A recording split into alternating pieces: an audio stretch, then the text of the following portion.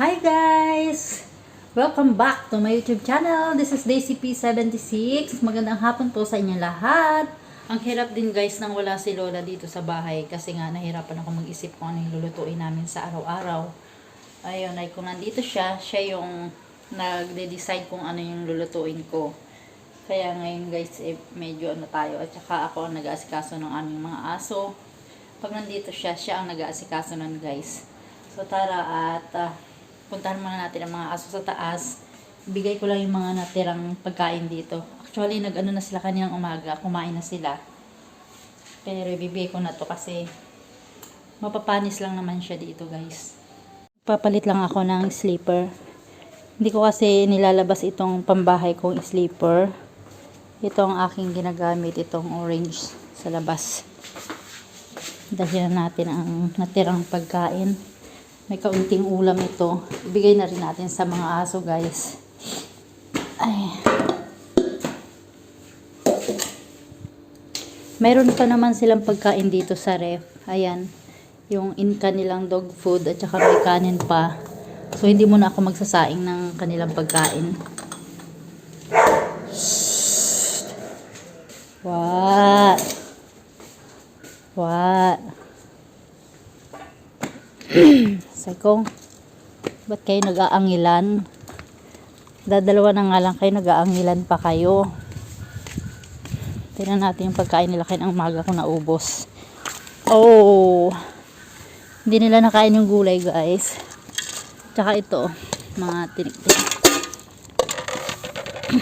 Wait, itatapon ko lang ito doon sa taas. Dito ko ngayon ilalagay ang kanilang tirang pagkain. Chichi, asay ko.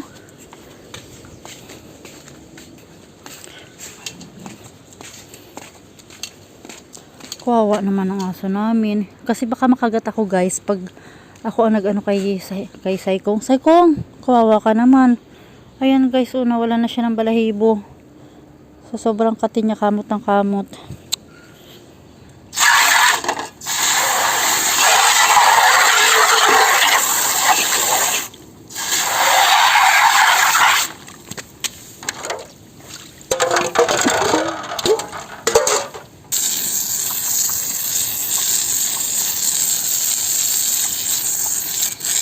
Ba't di mo kinain ang asukal mo?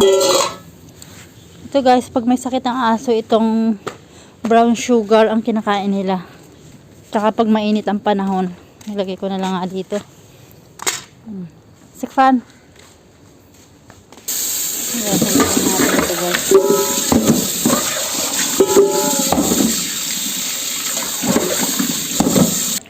Papalitan ko na rin yung kanilang inumin guys. Ayan. Lagi ko na siyang pinapalitan ngayon para hindi siya nagkakaroon ng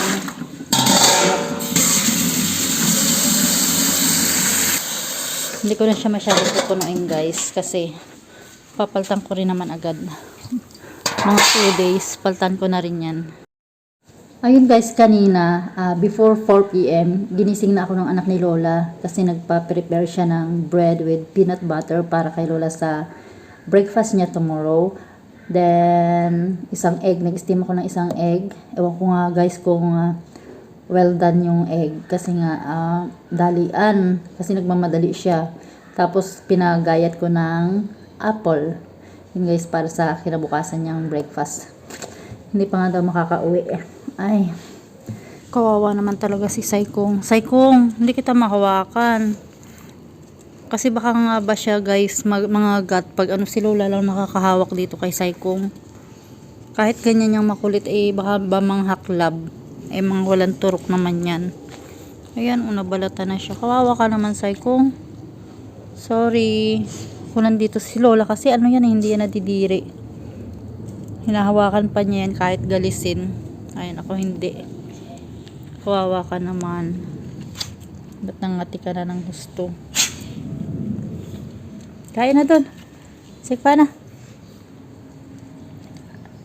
Wawa naman ang aking mga alaga. Wala si Lola para maglagay ng gamot nila. Ito guys, nagsindi muna tayo ng katol. Kasi maraming lamok dito sa amin. Kala nyo lang, maraming lamok dito sa Hong Kong sa amin. Nasa village kasi kami guys. Ano kaya maganda dito ang gawin? Ay, bulok na siya. Sorry. Ang mahal pa naman ito guys. Bago magkasakit si Lola, binili ito, nalimutan ko na. Ano ko na para bukas. Naku, sayang naman. Ayan guys, lumambot na siya. Hindi ko lang itong alam kung yung kalahati na to pwede pa. Pero, maayos naman siya. Try natin. Meron dito si Lola nga spare ribs. Ayan, ilalabas ko na sa freezer. Lagay ko na lang dito guys sa ibaba. Para bukas, i-marinate ko siya. I-steam namin bukas ng hapunan. Yung spare ribs guys ay i-steam natin bukas ng hapunan dito. Dito sa taro na to. Ayan guys, nagayat na natin ng maninipis. Hindi ko lang guys alam kung okay to. Pero maganda naman yung itsura niya. Wala pa sa kalahati yung nagkuha ko guys. Nasira na yung kalahati. Ang mahal pa naman ng isang piraso nito guys. Parang nasa $30 yata. Nagdadalawang isip ako sa spare ribs na to guys. Puro buto ito yata ay pang konji. Ewan ko. Basta bahala na. Okay lang naman. Wala naman si Lola. Hindi pa siya lalabas. Hindi pa siya makakauwi eh. Kami lang naman. Ito naman mga kasama ko. Wala namang walang masasabi sa luto ko kahit ang ipakain ko sa kanila. So ito bukas ng gabi. Ilalahukan ko ng hamay at saka ng sotanghon. Yun, gano'n na lang guys. Mahirap talaga mag-isip na nalulutuin. Ito ang request ni Amo na naman lemon chicken. Hindi naman makakakain ito si Lolo. Pati ako parang hindi ko na rin kayang kumain ng chicken wing. Nakakaangin na guys. Pero dahil request niya ngayong hapunan at siya dito magdi-dinner, lulutuin natin guys. Kuha tayo ng lemon. Kasi may natitira pang isang lemon, nakita niya kayo ng umaga. Kaya ang gusto niya, lemon chicken.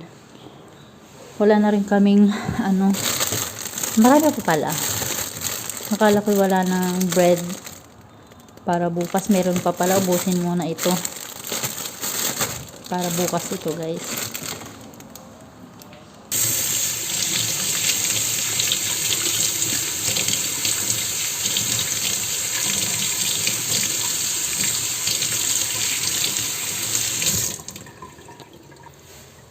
Sa bagay, ito naman guys ay tatapon ko dun sa itaas sa aming pampataba sa mga halaman. Ayan.